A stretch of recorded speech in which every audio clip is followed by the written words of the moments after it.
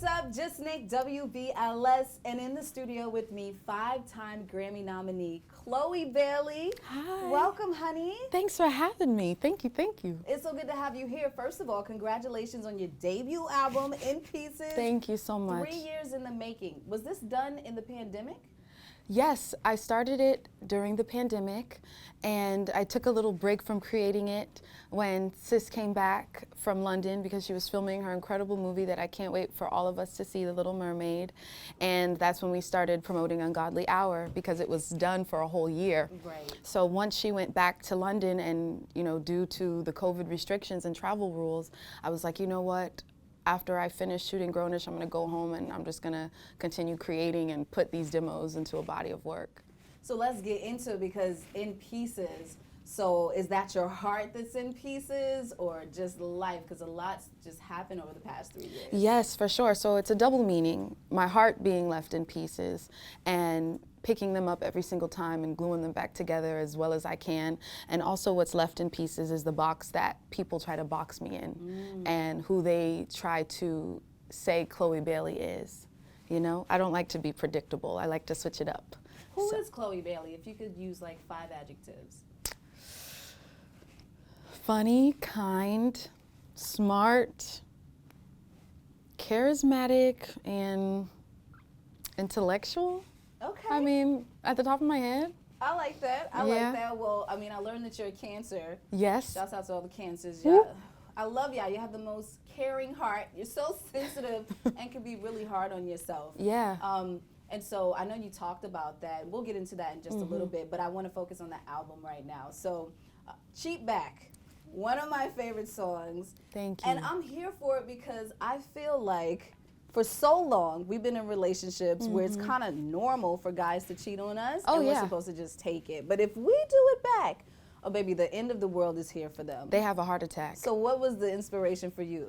So the inspiration with this one, speaking of COVID, I was locked up in my home because I was down bad with COVID, and the guy who I wrote Have Mercy and Told You with, Tehran, he sent me this demo, and it was the first 2 verses in the hook. And I immediately fell in love because I was just getting out of a breakup with someone who wasn't really being faithful. And I immediately went to cut it.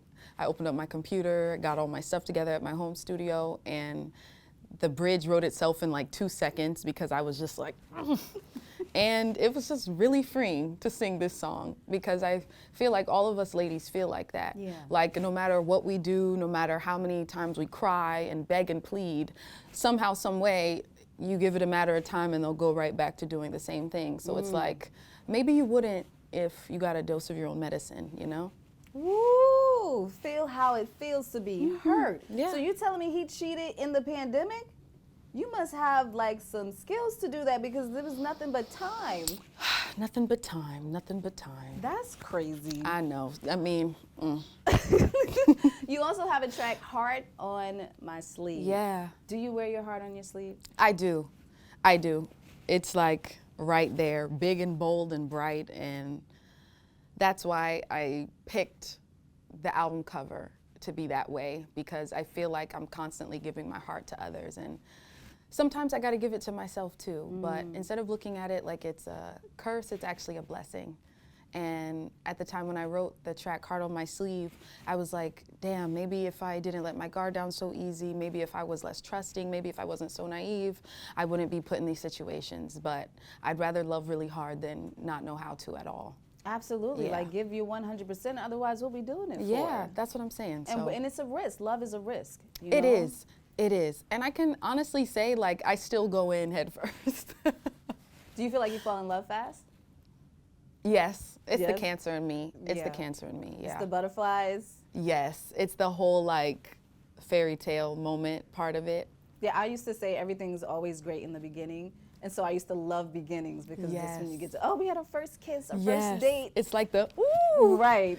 And then time goes on and it's like, okay, we're going to find out if we really get along with each other. That's if we're what I'm saying. compatible. Like, if we can continue to have conversations, like, I get stimulated by the mind. Yeah. I want you to teach me something. I want me to be like, oh, wow, really? Like, I want us to be able to grow together and things like that. So I need that to be able to keep it going. I love that. Yeah. So how did you learn to pick up the pieces? How I learned to pick up the pieces, I'm still learning how to pick up the pieces. I feel like it comes in waves for sure. I feel like all of us, we go through a lot of shit behind closed doors. Yeah. But because we're conditioned to show the best sides and versions of ourselves all the time, and if we don't, that's deemed as unacceptable or, you know, weird or crazy. But when we are open about us going through shit, other people don't feel alone.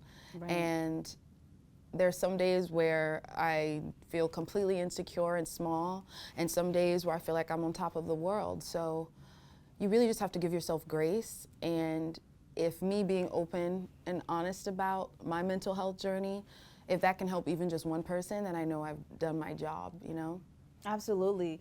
You know, we live in a time where, especially for your age, the peers and kids that look up to you, it's the social media age. Yeah. And so we seek validation Yeah. through posts and things like that. And if they don't like our posts, we get in our feelings. So are you learning to balance not needing validation from people? I'm definitely learning to balance that. I realize that, you know, we're human. So there's always that one thing where we seek our validation from. Yeah. Mine isn't with really how I look or in that sense. It's really about like my talent and like being validated in that way and how I work so hard and things like that. And I'm like, you know what? You don't need validation from anybody or anything other than yourself and God. And for me, I'm just putting all of my attention into being a good person first and foremost, instead of such pressure on, you know, seeking validation throughout my work life. That's not healthy either. Yeah. You know? I love that. Yeah. I can tell you've done a lot of growing, right? Oh, yes. So you've obviously been single. How long have you been single? Almost a year now? Doesn't time fly? It flies. It flies. It flies. I went through a moment where I had got out of a relationship, went through some heartbreak, and I took like 2 years to myself. And I thought that I couldn't make it that 2 years because I was like, oh, I'm going to be lonely. And then like it flew. And I realized I had learned so much about you. about what I like, what I don't like, what I'm willing to put up with. Yes. Is that where you feel like you're at? Absolutely. You never really realize how much you're growing until you're put in like uncomfortable situations. Yeah. And as much as I love and want that for myself, I know that I deserve nothing but the best. And it's easy for me to walk away from situations where I feel disrespected, no matter how big or small. Yes. And I feel like I've been learning that growth in time of being alone. Yeah. You know what I mean? And I want to find someone who can compliment me. Yes. And it's great because I'm also learning how to put myself first when it comes to my work and my life, because if we don't put ourselves first, everything else will fall apart. And I'm such a lover girl. Yeah. So I know if I was in love at this time, like I'd be goo goo gaga over whoever he was, instead of focusing on this album and things like that. So I'm like, okay, God, everything happens in the right timing, you know? Yeah. Yeah, and love can be a distraction. Yeah. But I love the fact that you know what you want to put up with and what you won't, and that's what happens when you take that break to yourself, is that as soon as somebody tries to shoot their shot, the minute you see a red flag, it's like, Whoop, yeah, skirt. not for me, but it was nice to meet you. Yeah, yeah. So on your album cover, you have red hair. You're rocking the red hair now. I am. So, and I heard you say that red at the time represented anger. And I know that when I'm feeling a type of ways, I wear red hair. I just had red hair, and it's kind of like my no nonsense. I'm not taking nothing from nobody. Ooh, I like that. Like the color of your hair actually does kind of represent a little bit of your personality at that moment. So what does red mean for you today? Yes. So in the past, what my red hair meant for me, I had it around when I performed for AMAs. I performed Have Mercy, I think, in 2021. Fierce. And thank you. And I really loved the color, right? Like it was different. I loved like what it did to my skin tone. But during that time, it was like one of the darkest times I've had in a minute. Yeah. And anytime I thought about installing the red hair back in, it just brought me back to there mentally. So because the album cover is supposed to represent finding my strength and finding my power internally, I felt like, you know what? I know what having this hair color represented for me, then I'm taking my power back. I'm not going to be scared of something because it reminded me of a time that I have grown from. So for now, it represents strength. You know, my birthstone's a ruby, so instead of looking at it in a negative way, it's like, it's one of my favorite like little things that feel like me now. Yes. It's like that ruby red, and it's really fun to be with on stage, and I feel fearless. Just like you said, I feel like I'm commanding, and you know, I like it. It's a good switch up. All your performances are definitely commanding. You command the attention in the room. Thank you. Thank so you. When you're feeling charismatic and vulnerable and free, what color would you wear? Ooh, that's a great question. So my favorite colors are yellow and blue. So I do that, or white or black. Ooh. Black is so slimming and flattering, you can never go wrong with that. Absolutely. Yeah. So I want to talk about your tour, because it kicks off next month, and you know, we back outside. We are back outside. Are you ready to get out there again? I mean, you've still been doing shows and things like that, but it's different when you're like having to be on the go all the time. Like, man, it's been amazing because I actually do, I think, my 4th or 5th show tomorrow in New York, and I have had the best time. Every single show has been sold out, and hearing the fans sing all the lyrics from the new music, it just means so much to me, and it shows me that it's love in real life, you know, and it has nothing to do with the internet or anything like that. It's been like packed, and it makes me so happy, truly. I'm really happy we did this. Yes, it's a necessary reminder that you are loved, you have a lot of fans, you do inspire people. People are always gonna have something to say, especially when they're insecure. It just shows their insecurities, you know, and some people want that viral moment. So do you ever take like social media breaks? I do take social media breaks. 3 months ago, like, I got rid of it completely, and I would still capture my content and things like that, but I would have my amazing team post it for me. And now, because, you know, with tour time and everything and so much press and album time, I've been like online because I want to interact with the fans and everything like that. I don't want it to feel impersonal. So it's been like back and forth a little bit. Like, I'll see some stuff now, and then I'm like, okay, you can't look at it. And I don't want to delete the apps because I'll need to download it an hour later for something business-wise. So it's really about the balance, for sure, for sure. Absolutely. So dating. You're single. Are you ready to get out there again? Oh, absolutely. Whoever God has for me, my heart is open and ready, so. Well, I feel like this is going to be a good time for you because after you go through that period of growth, I feel like you meet people where you're at, right? Absolutely. So if you're in a stage where you have insecurity issues, abandonment issues, you know, we all suffer from something, our childhood wounds. And so you meet people who see that in you. But when you grow, then you have no choice but to meet the person that's along your wavelength. So true. You attract what you are. And at the same time, I don't mind if the person is flawed, because we're all flawed, and it's unnatural for me to think that they should be wrapped up in like a perfect package, because I'm imperfect. So I just want them to be kind, have a good heart, and, you know, inspire some great songs, be a good muse for me. So you're acting. Shouts out to your sister. She's acting, as you mentioned earlier. I cannot wait to watch it. I did try to watch Swarm. It scared me. I'm not going to lie. I have to watch it in the morning time or watch cartoons after. But it just shows like how far fans can go for the people they love, their idols and things like that.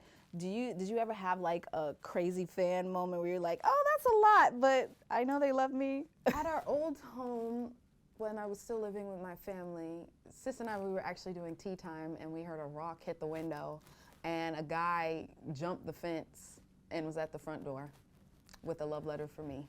Yep. I think that was the craziest one, yeah. Did your security give you the love letter? I didn't read it. My dad read it. Your dad read it? I think that was the craziest one. You know, if you want to go through anybody, you go through the dad, I guess. And, you know, maybe he'll give you like, oh, he's not the way to go about it. Not the way to go. It's really not. And then you're in Praise This, which I got a chance to watch. I love that. Thank you. Obviously, there's a contrast. So how was it going from I'm playing this role in Swarm to, you know, about God and Jesus and remixes. Yeah, it was fantastic. I love not being boxed in. Yeah. Like, it's so boring being predictable. Like with Swarm, it was amazing playing Marissa. You know, she's this big beam of sunlight and she's internally battling with her own issues. So it was great being able to be so raw and vulnerable and honest on that set with Dominique and Damson and Donald and Janine, and I barely had any makeup. I was like in my natural state. And it was still serving face. Thank you. And it felt, you know, within those 2 weeks, it opened up my love for acting even more, because the idea of perfection gets thrown out the window. Because, you know, with music, you constantly have to be perfect and hit the right runs, and your body has to be snatched and tight. But with acting, you are portraying human life. And that's where the beauty and the art is when you're fine, bearing your soul and being imperfect. So doing that, and 2 months later shooting Praises, it was great. It was great. I love the roles I picked because I find a piece of Chlöe within each and every single one of them, and I hope to continue to challenge myself. I love that. Well, if you could challenge yourself and do like a movie, what role do you think you would be really good at? Like, I know I'd knock this out the park. Well, that's the exciting part, like not knowing if you would knock it out the park or not. I would want to play a superhero. I can see that. Yeah, I'm really excited about shooting this film, Girl from North Country. It's a Tony Award-winning musical. It's a film adaptation of that one, so I cannot wait for that. So I just want to keep pushing myself as an actress and having fun. I don't want to feel like Chlöe in the role. Like, I want to be like, okay, Chlöe can relate, but this is this character. I love it. Yeah. Okay, so if you wanted to like clear the air about anything, what would you say is the biggest misconception about you? You know, it's honestly too many to count. You think so? Yeah. I think if you would have asked me this last week, I would have had a bunch of things to say, but right now, I don't even care. People can have any misconception about me. I'm just being me. And that's what you should be. And that's motivating in itself, Yeah. because people want us to conform and, like you say, fit into this box of who they think we should be. And it's like, we saw what happens when you do that. You know, they did that to Whitney, and Whitney's like, listen, I'm from Jersey. You know, I like to have fun and God dance. rest her soul. I love her so much. Listen, one of my favorites, okay? We're not too far from her hometown here in New York. But yeah, I love that about you. So before I let you go, I did catch you and your sister and Jimmy Fallon. Y'all killed it. Thank you. We had a blast. Like, we love games and we love singing and we love Fallon. Yeah. So it was amazing. It was the best time. Yeah, you didn't get sprayed that much. Holly on the other side. Woo. Yeah, not. I mean, she's Ariel. It's very fitting. It was so funny. Anytime the water was shooting out, I was the first thing. I didn't even protect my makeup. I protected the edges. Yeah. I was like, it took too much time to lay these babies down, not getting these wet. I was like, nope. You really did. You blocked it. So what I liked about it was it showed how eclectic you and your sister are, and that you just knew so many pop and alternative songs. Like, so who's in your playlist as far as like pop music that is like, oh yeah, people wouldn't think I listen to this, but I love this? I love Joni Mitchell. Oh wow. I love Yebba. I love her too. Oh my God. I love Imogen Heap, and I love Meryl Garbus of Tune Yards. Like, when I first discovered the Nicki Nack album of Tune Yards, it opened up my musical horizons. Wow. And like, instead of creating the, you know, beautiful, harmonious backgrounds, it was fun, like creating weird sounds with your voice and making like the weird clashing dissonant harmonies. Yes. So shout out to her, because she opened up my mind to that. And in terms of like production and being okay with experimenting with weird sounds, Missy Elliott, Kanye, Mike Dean, the list goes on for sure. Shout out to you for knowing dissonant, first of all. I'm a music theory. I went to school for music, so let's go. That's what's up. You know your stuff. Yeah. Lastly, so will you and Holly be working on music in the future together? Do you think that's sure? Okay. For sure. Awesome. We've already been talking about it. She may or may not come pop up at a show. Oh, there's that. There's that. Listen, Chlöe, you have been amazing. It's so good to talk to you and just to see the growth and how far you've come and where you're at right now. Like, you're very mature. Like, people, it takes years to learn some of the things you're saying. I have my moments. I feel like a little kid inside, and when it comes to my work, I'm like, That's all right. Just live it, like you said. Just be free and let life happen as it's supposed to, because nothing happens by coincidence. Amen. Chlöe Bailey, thank you so much for watching. It's WBLS.